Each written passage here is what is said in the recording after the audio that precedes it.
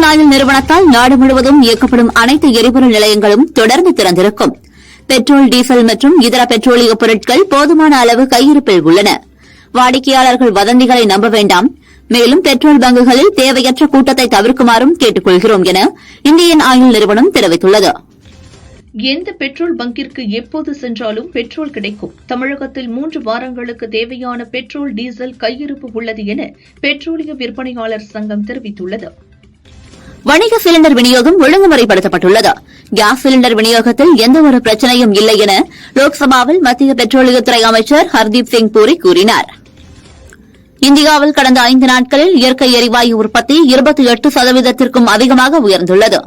வளைகுடா நாடுகள் தவிர இப்போது அமெரிக்கா, நார்வே, கனடா, அல்ஜீரியா, ரஷ்யாவில் இருந்தும் கச்சா எண்ணெய் வருகிறது என லோக்சபாவில் பெட்ரோலியத்துறை அமைச்சர் ஹர்தீப் சிங் பூரி விளக்கம் அளித்தார். இந்திய வெளியுறவுத்துறை அமைச்சர் ஜெய்சங்கர் ஈரான் வெளியுறவுத்துறை அமைச்சருடன் நடத்திய பேச்சுவார்த்தையில் உடன்பாடு எட்டப்பட்டது. இதையடுத்து இந்திய கொடியுடன் வரும் கப்பல்கள் ஹார்முஸ் ஜலசந்தியை கடக்க ஈரான் அனுமதி வழங்கியுள்ளதாக தகவல் வெளியாகியுள்ளது. ஈரான் வெளியுறவு அமைச்சருடன் மத்திய வெளியுறவு அமைச்சர் ஜெய்சங்கர் கப்பல்கள் பாதுகாப்பு மற்றும் இந்தியாவின் எரிசக்தி குறித்து 3 முறை பேசியுள்ளார் என மத்திய வெளியுறவு அமைச்சக செய்தி தொடர்பாளர் ரந்தீர் ஜெய்ஸ்வால் கூறியுள்ளார். வளைகுடா நாடுகளில் வசிக்கும் இந்தியர்களுடன் நமது தூதரக அதிகாரிகள் தொடர்பில் உள்ளனர் என வெளியுறவு அமைச்சக செய்தி தொடர்பாளர் ரந்தீர் ஜெய்ஸ்வால் தெரிவித்துள்ளார். ஈரானிலிருந்து அசர்பைஜான், ஆர்மீனியா வழியாக தாயகம் திரும்ப விரும்புவோருக்கு அரசு உதவி வருகிறது என்றார்.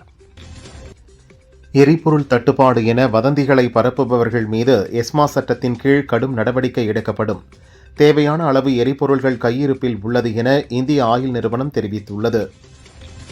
அமெரிக்கா இஸ்ரேல் தாக்குதலை கண்டித்து ஈரான் ஹார்முஸ் ஜலசந்தி பாதையை மூடியுள்ளது. இந்தியா கேட்டுக் கொண்டதற்கு இணங்க இந்தியா வரவிருந்த எண்ணெய் எரிவாயு கப்பலுக்கு பாதையை திறந்துவிட்டது. லைபீரியா கொடியுடன் கப்பல் மும்பை துறைமுகம் வந்தது. போதுமான எரிபொருள் கையிருப்பில் உள்ளதாக மத்திய அரசின் சார்பில் தெரிவிக்கப்பட்டுள்ளது. எனவே பொதுமக்கள் யாரும் அச்சப்படவோ பதற்றம் கொள்ளவோ வேண்டாம் என கேட்டுக் கொள்கிறேன். இந்நேரத்தில் மத்திய அரசு மேற்கொண்டு வரும் முயற்சிகளுக்கு துணை நின்று மேற்காசிய போர் சூழலை எதிர்கொள்வோம் என முதல்வர் ஸ்டாலின் தெரிவித்துள்ளார்.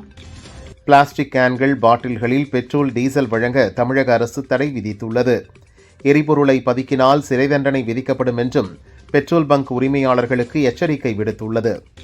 அஸ்ஸாம் மாநிலத்திற்கு 2 நாள் சுற்றுப்பயணமாக பிரதமர் மோடி நாளை செல்கிறார். அம்மாநிலத்தில் ரூபாய் 47,800 கோடி மதிப்புள்ள திட்டங்களை பிரதமர் தொடங்கி வைக்கிறார். சென்னை கவர்னர் மாளிகையில் நடைபெற்ற விழாவில் தமிழகத்தின் பொறுப்பு கவர்னராக ராஜேந்திர விஸ்வநாத் அர்லேகர் பதவியேற்றார். அவருக்கு ஐகோர்ட் தலைமை நீதிபதி சுஷ்ருத் அரவிந்த் தர்மதிகாரி பதவி பிரமாணம் செய்து வைத்தார். தமிழகத்தின் பொறுப்பு கவர்னராக பதவியேற்றுள்ள ஆர்லேகருக்கு மனமார்ந்த வாழ்த்துகள். அரசியலமைப்பின் அங்கமான இப்பொறுப்பில் தாங்கள் மேற்கொள்ளவுள்ள மக்கள் பணி சிறக்க வாழ்த்துகிறேன் என அதிமுக பொதுச் செயலாளர் பழனிசாமி கூறியுள்ளார். தமிழக பொறுப்பு கவர்னராக பொறுப்பேற்றுள்ள ஆர்லேகர் அரசியலமைப்பு ரீதியான தனது பொறுப்பை நிறைவேற்றுவதிலும் நாட்டுக்கு தொடர்ந்து சேவை செய்வதிலும் வெற்றி பெற வாழ்த்துகிறேன் என அண்ணாமலை கூறியுள்ளார். மேற்கு வங்கத்தின் 22வது கவர்னராக RN ரவி பதவியேற்றார். கொல்கத்தாவில் உள்ள லோக்பவனில் நடைபெற்ற விழாவில் கொல்கத்தா உயர்நீதிமன்ற தலைமை நீதிபதி சுஜோய் பால் அவருக்கு பதவி பிரமாணம் செய்து வைத்தார். ஜம்மு காஷ்மீர் முதல்வர் உமர் அப்துல்லாவின் தந்தை ஃபரூக் அப்துல்லா மீது நடத்தப்பட்ட தாக்குதல் ஜனநாயக நாட்டில் ஏற்றுக்கொள்ள முடியாதவை. படுகொலை முயற்சியை வன்மையாக கண்டிக்கிறேன் என முதல்வர் ஸ்டாலின் கூறியுள்ளார். தமிழகத்தில் கடந்த 5 ஆண்டுகளில் பாலியல் வன்கொடுமை உள்ளிட்ட அனைத்து குற்றங்களின் எண்ணிக்கையும் குறைந்துள்ளன. 2021ஆம் ஆண்டு 422 பாலியல் வன்கொடுமை வழக்குகள் பதிவான நிலையில் 2025ஆம் ஆண்டு அது 401 வழக்காக குறைந்துள்ளதாக உள்துறை செயலாளர் தீரஜ்குமார் கூறியுள்ளார். சட்டம் ஒழுங்கு சூழல் தொடர்பாக உண்மைக்கு மாறாக சில மாதங்களாக ஒரு செய்திகள் ஊடகங்களில் சித்தரிக்கப்படுகின்றன. 2021இல் 1597 கொலை வழக்குகள் பதிவாகியுள்ளன. 2025இல் இது 1461ஆக குறைந்துள்ளன என உள்துறை செயலாளர் தீரஜ்குமார் தெரிவித்துள்ளார். தமிழகத்தில் சட்டம் ஒழுங்கை காக்க தவறிய திமுக அரசை கண்டித்து NDA கூட்டணி சார்பில் வரும் 17ஆம் தேதி மாவட்ட தலைநகரங்களில் ஆர்ப்பாட்டம் நடைபெறும் என அதிமுக பொதுச் செயலாளர் பழனிசாமி அறிவித்துள்ளார். திராவிட மாடல் ஆட்சியில் 2 டைடல் பார்க் மற்றும் 16 நியோ டைடல் பார்க்குகள் உருவாக்கப்பட்டுள்ளது என முதல்வர் ஸ்டாலின் பெருமிதம் தெரிவித்துள்ளார்.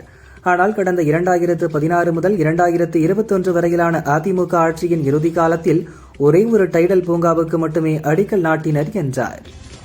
பாமக கட்சி சின்னம் தொடர்பாக அன்புமணிக்கு எதிராக ராமதாஸ் தொடர்ந்த உரிமையியல் வழக்கின் விசாரணைக்கு ஹைகோர்ட் இடைக்கால தடை விதித்துள்ளது. தமிழகத்தில் சட்டம் ஒழுங்கு சீர்குலைந்துள்ளது. திமுக அரசின் அலட்சியத்தால் சிறுமிகளுக்கு எதிரான வன்கொடுமைகள் அதிகரித்து வருகின்றன. இதில் உடனடியாக தலையிட வேண்டுமென அதிமுக எம்பி இன்பதுரை தேசிய மகளிர் ஆணையத்துக்கு கடிதம் எழுதியுள்ளார்.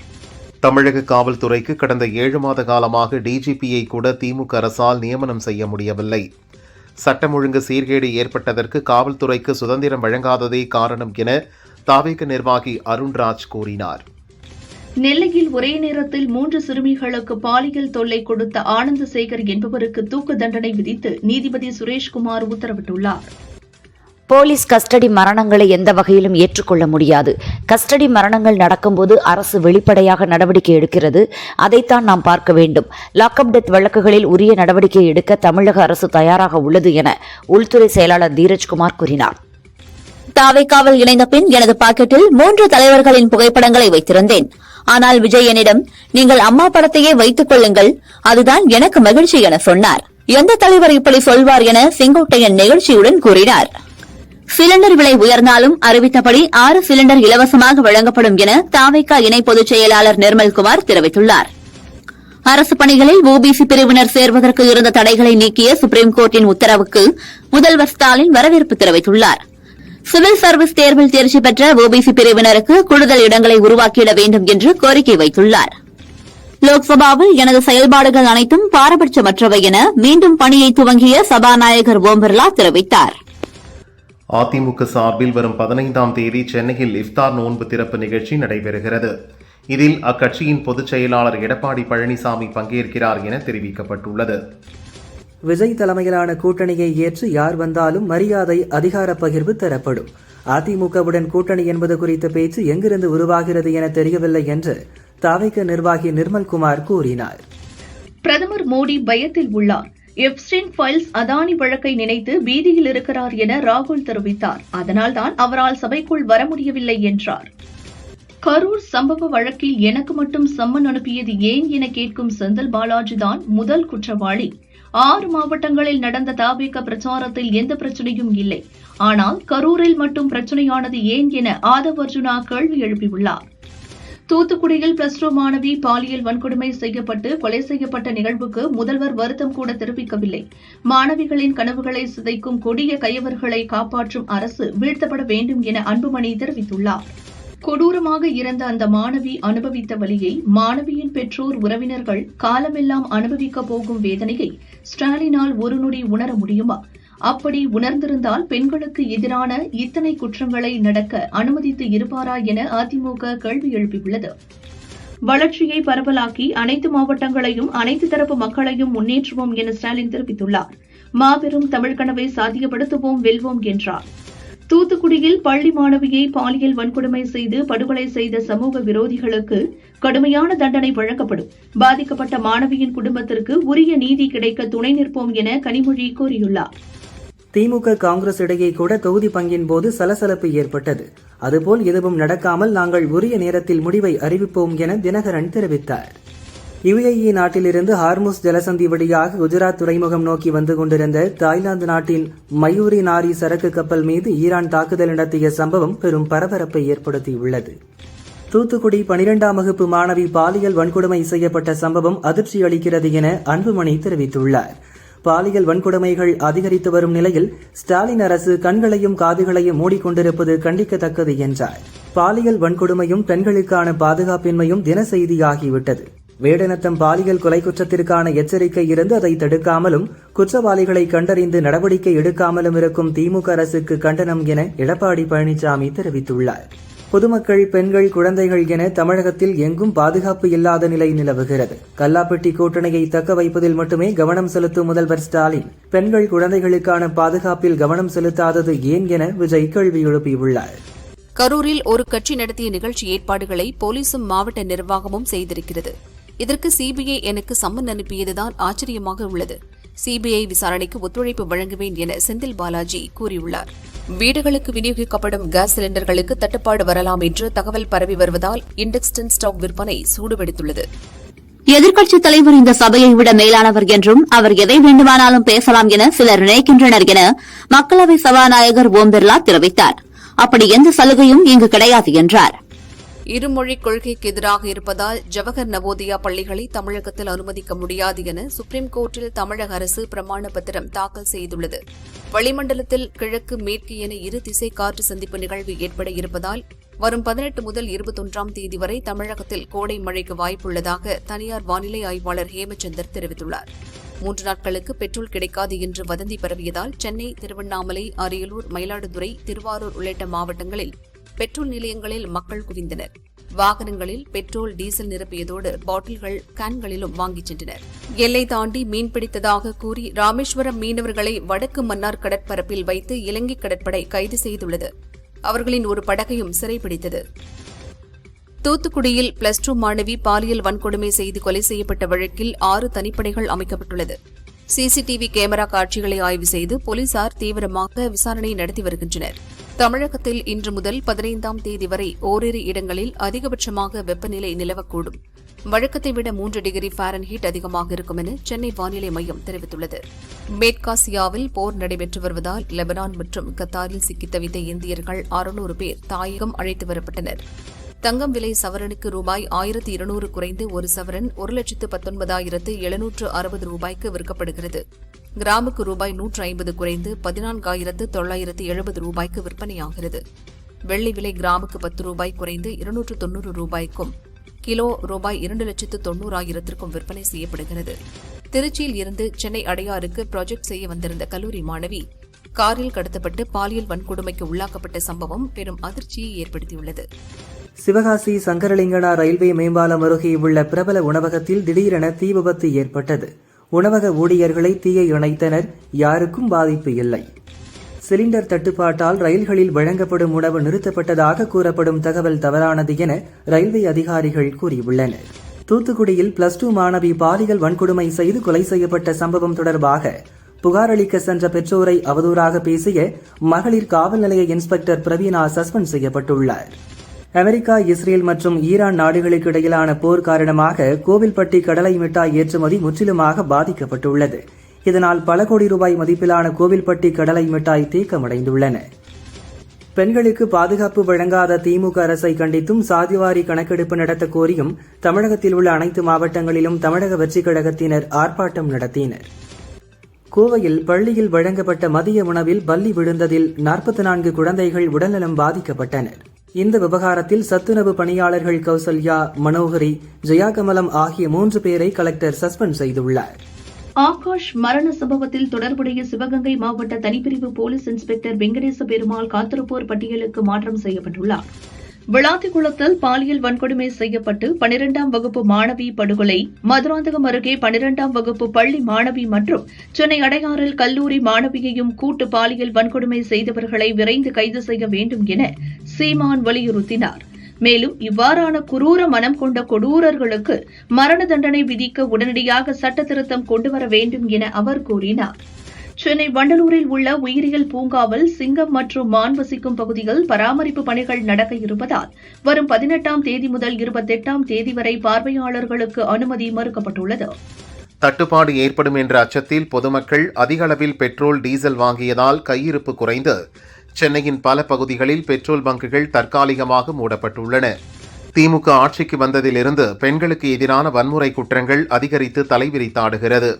இத்தகைய குற்றங்களை தடுத்து பெண்களை பாதுகாக்க தவறிய திமுக அரசை கண்டித்து தமிழக பாரதிய ஜனதா சார்பில் வரும் மார்ச் 15ஆம் தேதி மாவட்டந்தோறும் போராட்டம் நடத்தப்போவதாக அறிவிக்கப்பட்டுள்ளது. விசாரணை காவலில் இருந்த ஆகாஷ் என்ற இளைஞர் உயிரிழந்த விவகாரத்தில் மானாமதுரை தேசிய நெடுஞ்சாலையில் நடைபெறும் போராட்டத்தை இன்று மாலை 4 மணிக்குள் அவர்கள் முடிக்க வேண்டும். இல்லையெனில் போலீசார் அவர்களை அகற்ற நடவடிக்கை எடுக்கலாம் என ஹைகோர்ட் மதுரை கிளை உத்தரவிட்டுள்ளது. புதுச்சேரியில் செயல்படும் பெட்ரோல் பங்குகள், பாட்டில்கள் மற்றும் கேன்களில் பெட்ரோல், டீசல் வழங்கக்கூடாது. பெட்ரோலிய நிறுவனங்களும் தங்கள் கட்டுப்பாட்டில் உள்ள விற்பனை நிலையங்களை அத்துமீறல் நடக்காமல் கண்காணிக்க வேண்டும். மீறினால் கடும் நடவடிக்கை எடுக்கப்படும் என கலெக்டர் குலோத்துங்கன் எச்சரித்துள்ளார். வருமானத்திற்கு அதிகமாக சொத்து சேர்த்ததாக திமுக அமைச்சர் அனிதா ராதாகிருஷ்ணன் மீது லஞ்ச ஒழிப்புத்துறை தொடர்ந்த வழக்கு தூத்துக்குடி முதன்மை செஷன்ஸ் நீதிமன்றத்தில் நடைபெற்று வருகிறது. இந்த வழக்கை மதுரை சிறப்பு நீதிமன்றத்திற்கு மாற்ற அமலாக்கத்துறை ஹைகோர்ட்டை நாடியுள்ளது. கேஸ் சிலிண்டர் தட்டுப்பாடு காரணமாக அலுவலகங்களில் உள்ள கேன்டீன்கள் செயல்பட முடியாத சூழ்நிலையில் மார்ச் 12, 13 ஆகிய 2 நாட்கள் தங்கள் ஊழியர்களை வீட்டிலிருந்து பணியாற்ற HCL நிறுவனம் அறிவுறுத்தியுள்ளது. தேனி மாவட்டம் அரப்படி தேவன்பட்டியில் சத்யா என்ற பெண் கூலி தொழிலாளியின் வீட்டின் பூட்டை உடைத்து பீரோவில் இருந்த 10 கிராம் தங்க நகைகள் மற்றும் 30,000 ரூபாய் பணத்தை மர்ம நபர்கள் கொள்ளையடித்து சென்றனர். தமிழகத்தின் புதிய பொறுப்பு கவர்னராக பதவியேற்ற ராஜேந்திர விஸ்வநாத் அர்லேகர் தனது குடும்பத்தினருடன் சென்னை மயிலாப்பூரில் உள்ள கபாலீஸ்வரர் கோவிலில் சுவாமி தரிசனம் செய்து வழிபட்டார். ரஷ்யாவிடமிருந்து கச்சா எண்ணெய் வாங்குவதற்கும் மற்ற நாடுகளுடன் உறவை பேணுவதற்கும் அமெரிக்க அதிபரை முடிவு செய்ய ஏன் அனுமதிக்க வேண்டும் என ராகுல் கேள்வி எழுப்பியுள்ளார். இந்தியாவில் பணியாற்றும் வெளிநாட்டு ஊழியர்கள் தங்கள் முழு சம்பளத்தையும் தொழிலாளர் வருங்கால வைப்பு நிதிக்கு பங்களிப்பாக வழங்க வேண்டும் என்ற விதியை எதிர்த்து தொடரப்பட்ட மேல்முறையீட்டு வழக்கில் மத்திய அரசு பதிலளிக்க உச்சநீதிமன்றம் உத்தரவிட்டுள்ளது. தமிழக டிஜிபி நியமன விவகாரம் தொடர்பாக மார்ச் 20ஆம் தேதி தேர்வுக்குழு கூடி முடிவெடுக்க உள்ளது என சுப்ரீம் கோர்ட்டில் நடந்த டிஜிபி நியமனம் தொடர்பான விசாரணையில் UPSC தகவல் தெரிவித்துள்ளது. எதிர்க்கட்சிகளின் நம்பிக்கையில்லா தீர்மானம் தோல்வியடைந்த நிலையில் இன்று கூடிய லோக்சபாவிற்கு 1 மாதத்திற்கு பிறகு மீண்டும் ஓம் பிர்லா சபைக்கு வந்தார். சபாநாயகர் இருக்கையில் அமர்ந்தார். கடந்த 20 ஆண்டுகளாக நான் ஃபரூக் அப்துல்லாவை கொலை செய்ய முயற்சித்தேன். அதற்கான வாய்ப்பும் கிடைத்தது. ஆனால் அவர் உயிர் பிழைத்து விட்டார் என ஃபரூக் அப்துல்லாவை துப்பாக்கியால் சுட முயற்சித்த கமல் சிங் ஜம்வால் என்பவர் போலீஸ் விசாரணையில் தெரிவித்தார். நாடு முழுவதும் சமையல் சிலிண்டர் தட்டுப்பாட்டை போக்க மத்திய அரசு நடவடிக்கை எடுக்கவில்லை என குற்றம் சாட்டி பார்லிமென்ட் வளாகத்தில் எதிர்க்கட்சியினர் ஆர்ப்பாட்டம் நடத்தினர். எரிபொருள் தட்டுப்பாடு ஏற்படும் என்ற அச்சத்தில் சென்னையில் உள்ள பல பெட்ரோல் பங்கில் குவியும் வாகன ஓட்டிகள் நீண்ட வரிசையில் காத்திருந்து பெட்ரோல் நிரப்பிச் செல்கின்றனர். கரும்பு பற்றாக்குறையாலும் நிதி நெருக்கடியாலும் அடுத்த அரவை பருவத்தில் சர்க்கரை ஆலைகள் மூடும் நிலையில் இருப்பதாக மகாராஷ்டிரா கூட்டுறவுத்துறை அமைச்சர் பாபா சாஹிப் பாட்டீல் தெரிவித்துள்ளார். ஈரானில் போர் சூழலில் சிக்கியுள்ள இந்தியர்களை அர்மீனியா மற்றும் அஜர்பைஜான் வழியாக அழைத்து வர ஏற்பாடு செய்யப்பட்டுள்ளதாக மத்திய வெளியுறவுத்துறை தெரிவித்துள்ளது. இந்தியாவில் கேஸ் சிலிண்டர் விநியோகம் சீராக இருக்கிறது. பொதுமக்கள் பீதியடைந்து சிலிண்டர்களை முன்பதிவு செய்ய வேண்டாம் என மத்திய அரசு அறிவுறுத்தியுள்ளது. பார்லிமெண்ட் மற்றும் மாநில சட்டசபைகளில் பெண்களுக்கு 33% இடஒதுக்கீட்டை 2029 லோக்சபா தேர்தலுக்கு முன்பாகவே அமல்படுத்த மத்திய அரசு திட்டமிட்டுள்ளது. உத்தரகாண்ட் மாநிலத்தில் உள்ள பத்ரிநாத் கேதார்நாத் கோயில் கமிட்டியின் கீழ் உள்ள 47 கோயில்களில் சனாதனிகள் அல்லாதவர்கள் நுழைய தடை விதிக்க கோயில் குழுமம் சார்பில் நடந்த கூட்டத்தில் முடிவு செய்யப்பட்டுள்ளது. திருச்சி குழுமாயி அம்மன் கோயில் குட்டிக்குடி திருவிழா விமர்சையாக நடந்தது. பல்வேறு மாவட்டங்களிலிருந்து ஆயிரக்கணக்கான பக்தர்கள் ஆடுகளை நேர்த்திக்கடனாக செலுத்தினர். காஞ்சிபுரம் யதோக்தகாரி பெருமாள் கோவிலில் பங்குனி பிரம்மோற்சவம் இன்று கொடியேற்றத்துடன் விமரிசையாக துவங்கியது. 20ஆம் தேதி தீர்த்தவாரியும் மார்ச் 22ஆம் தேதி புஷ்ப பல்லக்குடன் விழா நிறைவு பெறுகிறது. தேனி வடகரை பகவதியம்மன் கோயில் மாசி விழாவில் ஆடலுடன் வெறுங்கையால் தீச்சட்டி ஏந்தி ஆடும் நிகழ்ச்சி விமரிசையாக நடைபெற்றது.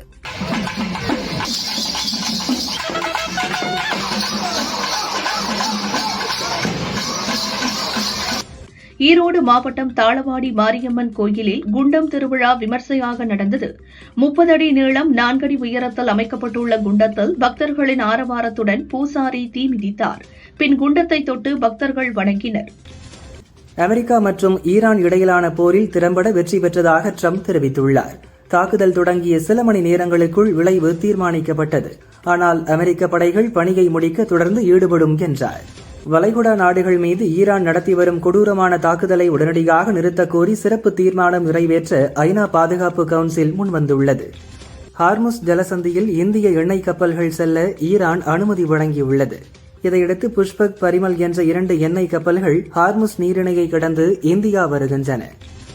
போர் முடிவுக்கு வர வேண்டுமானால் அமெரிக்கா மற்றும் இஸ்ரேல் தாக்குதல்களால் ஈரானுக்கு ஏற்பட்டுள்ள உயிர் சேதங்கள் மற்றும் சொத்து இழப்புகளுக்கு உரிய நஷ்டஈடு வழங்க வேண்டும் என அமெரிக்கா மற்றும் இஸ்ரேலுக்கு ஈரான் அதிபர் மசூத் பெசஸ்கியன் நிபந்தனை விதித்துள்ளார்.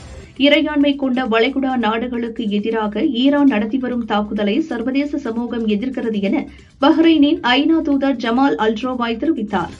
ஜம்மு காஷ்மீர் எல்லையில் பாகிஸ்தான் ட்ரோன் மூலம் வீசப்பட்ட 1.5 கிலோ ஹெராயின் போதைப் பொருளை பாதுகாப்பு படையினர் பறிமுதல் செய்தனர். அதன் மதிப்பு ரூபாய் 8 கோடி இருக்கும் என அதிகாரிகள் கூறியுள்ளனர். எத்தியோப்பியாவில் ஏற்பட்ட கடும் நிலச்சரிவில் சிக்கி 50 பேர் பலியான சோகம். மேலும் இடிபாடுகளில் சிக்கி 100க்கும் மேற்பட்டவர்கள் படுகாயமடைந்துள்ளனர். அவர்களை மீட்கும் பணி தீவிரமாக நடைபெற்று வருகிறது. ஹார்முஸ் ஜலசந்தி வழியாக இந்திய எண்ணெய் கப்பல்கள் கடந்து செல்ல ஈரான் அனுமதி அளித்ததாக வெளியான செய்திகளுக்கு ஈரான் அரசு மறுப்பு தெரிவித்துள்ளது. இந்தியாவுக்காக மட்டும் பிரத்யேகமாக எந்த சலுகையும் அல்லது அனுமதியும் அளிக்கப்படவில்லை என ஈரான் தெளிவுபடுத்தியுள்ளது. ஈராக் கடற்கரையில் நேற்று இரவு அமெரிக்காவுக்கு சொந்தமான 2 எண்ணெய் கப்பல்கள் மீது ஈரான் ட்ரோன் மூலம் தாக்குதல் நடத்திய வீடியோ வெளியாகியுள்ளது. ஒருநாள் ஆட்டம் மற்றும் 20 ஓவர் போட்டிகளில் இந்திய அணி கிரிக்கெட்டை வேறு நிலைக்கு எடுத்து சென்றுள்ளதாக நான் கருதுகிறேன் என வெஸ்ட் இண்டீஸ் அணியின் முன்னாள் கிரிக்கெட் வீரர் விவியன் ரிச்சர்ட்ஸ் தெரிவித்தார். இந்திய கிரிக்கெட் வீரர் ஹர்திக் பாண்டியா T20 கிரிக்கெட் உலகக்கோப்பை வெற்றி கொண்டாட்டத்தின் போது தேசிய கொடியை தன் மீது போர்த்திக் கொண்டு ஆபாச நடத்தையில் ஈடுபட்டதாக வழக்கறிஞர் ஒருவர் புனே போலீஸ் ஸ்டேஷனில் புகார் அளித்தார். அமெரிக்கா, கனடா, மெக்சிகோவில் நடக்கும் 2026 ஃபிஃபா உலகக்கோப்பை கால்பந்து போட்டிகளில் பங்கேற்க மாட்டோம் என ஈரான் அறிவித்துள்ளது. துப்பாக்கி முனை இயக்குநர் தினேஷ் செல்வராஜ் அடுத்து குழந்தைகளுக்கான ஃபேண்டசி கதையாக கடல்கன்னி படத்தை இயக்கியுள்ளார். இதில் கடல்கன்னியாகவும் எழுத்தாளராகவும் நடிகை ஆண்ட்ரியா நடித்துள்ளார். அவருடன் சுனைனா, முனிஷ்காந்த், பிருத்வி, ஜோசிகா மாயா நடித்துள்ளனர். பல திரைப்பட விழாக்களில் விருதுகளை பெற்ற இப்படம் விரைவில் ரிலீஸ் ஆகிறது. மலையாள திரைப்படங்களில் குழந்தை நட்சத்திரமாக நடித்த அரிமுரளி கேரளாவின் பையனூரில் உள்ள அவரது வீட்டில் இறந்து கிடந்தார். அவருக்கு வயது 27. இறப்பு குறித்து போலீசார் விசாரிக்கின்றனர். மிடில் கிளாஸ் படத்தில் கதையின் நாயகனாக நடித்த காமெடி நடிகர் முனிஷ்காந்த் தற்போது மீண்டும் கதையின் நாயகனாக நடித்து வருகிறார். பெயரிடப்படாத இந்த படத்தை இயக்குனர் நிதிலன் சுவாமிநாதன் உதவியாளர் அசோக் ராம் இயக்குகிறார். பழமையான கேமராவை மையமாக வைத்து ஃபேண்டசி கலந்த காமெடி படமாக உருவாகிறது. நடிகர் சிவகார்த்திகேயன் தயாரிப்பாளராகவும் இருக்கிறார். அவர் இதுவரை தயாரித்த 9 படங்களில் கனா, நெஞ்சமுண்டு நேர்மையுண்டு, டான், கொட்டுக்காளி, ஹவுஸ்மேட், தாய்க்கிழவி ஆகிய படங்களில் புதுமுக இயக்குநர்களை அறிமுகப்படுத்தியிருந்தார். அடுத்து அம்மா முத்து சூர்யா என்ற புது இயக்குநரின் படத்தை தனது 10வது தயாரிப்பாக அறிவித்துள்ளார் சிவகார்த்திகேயன். நடிகை நயன்தாரா மூக்குத்தியம்மன் 2, டாக்ஸிக், தெலுங்கில் பாலகிருஷ்ணாவுடன் ஒரு படம் என பிஸியாக நடித்து வருகிறார். அடுத்ததாக தெலுங்கு இயக்குனர் வம்சி ஹிந்தியில் சல்மான் கானை வைத்து இயக்கும் படத்தில் ஒப்பந்தமாகியுள்ளார். ஜவான் படத்தை தொடர்ந்து நயன்தாரா நடிக்கும் 2வது ஹிந்தி படம் இது. தணிக்கை சான்று இழுபறியால் இப்போது வரை வெளியாகாமல் இருக்கும் ஜனநாயகன் படத்தின் OTT உரிமம் ரத்து செய்யப்பட்டுள்ளது.